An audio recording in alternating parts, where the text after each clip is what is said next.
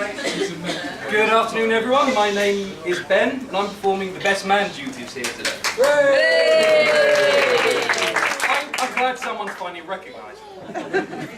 But if I'm being totally honest with myself, I'm actually the second best man. I was added to the wedding party. It became apparent that my co-best man, James Bailey, was due to become a father around this time, and in the typical fashion of one-upmanship that we all like to take part in, he's currently trying to trump this beautiful day by welcoming in his first child. Then again, he wanted me to use the line, "It's been an emotional day, even the cake is in tears, so maybe it's best he's not here."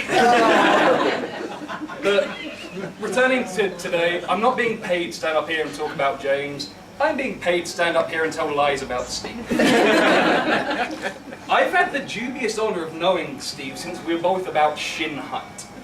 And as such, I'd like to commend him for his bravery in letting someone with a lifetime's worth of dirt on him speak openly and freely in front of everyone who he holds dear. Our parents tell us that we immediately hit it off as children when we met at Mrs. Mars' nursery, and that our friendship had absolutely nothing to do with them enjoying each other's company and watching television.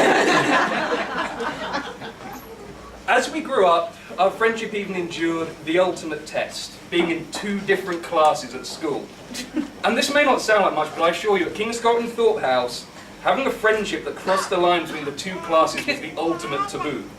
We were like Romeo and Juliet, crossing boundaries and staying together when the world wanted to tear us apart. It's funny because it's true.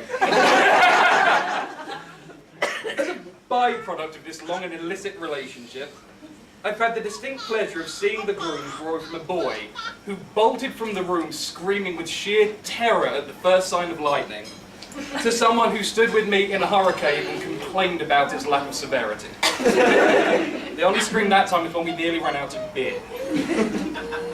A distinctly less pleasurable experience was when I had to pass a university entrance maths exam, being tutored by Steve. He shouted at me, and he set me homework. And in that way that all good friends do, he charged me money. All good, intelligent friends. I'll let you guess from which parent he got which trait.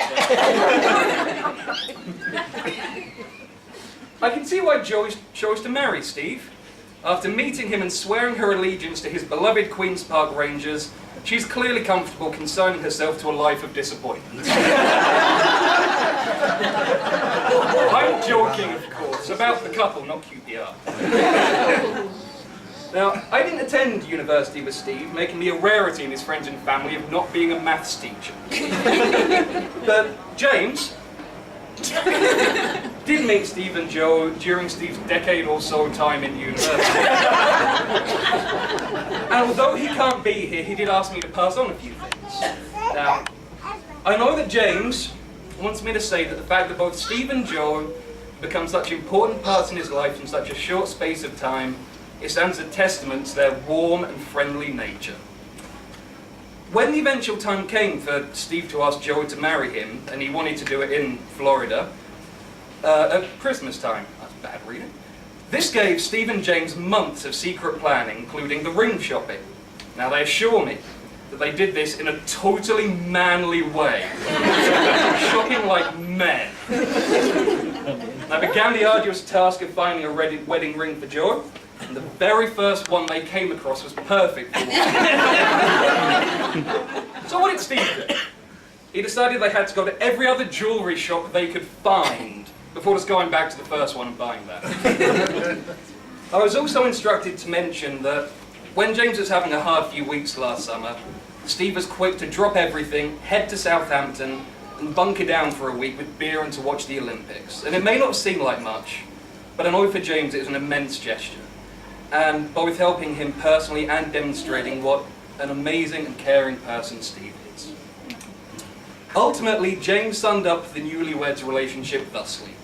Jo, in Steve you're getting a kind, caring, hard-working man who'll do anything for a friend in need. And Steve, in Jo you're getting a woman who's not unknown to make you cookies while you play video games. Never let her go!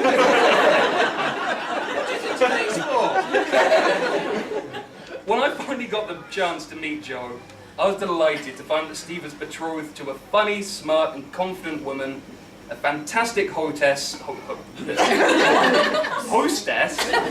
and most importantly, as you are marrying Steve, someone blessed with extraordinary patience.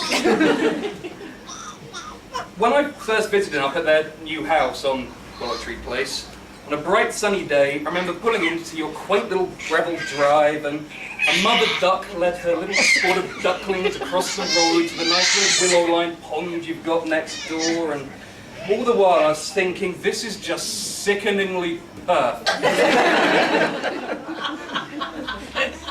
Since then, I've realised that the whole scene was more than just obnoxiously idyllic. It was fitting and it's deserved. When you spend any time with Steve and Jo, you understand why they're here today. There's something special that emanates from a relationship that's just meant to be, and you feel that in abundance from the pair who we've come here to celebrate. The way that they can complement each other, the way that they've so seamlessly blended into each other's lives, the way that they're so beautifully positioned to spend a happy life together. It fits, you can feel the love, and you can tell that it is good and right. Ladies and gentlemen, our absent friend James and I are honoured to be able to call both Steve and Jo our friends. And we'd like you to raise a toast to a lifetime of happiness for Steve and Jo.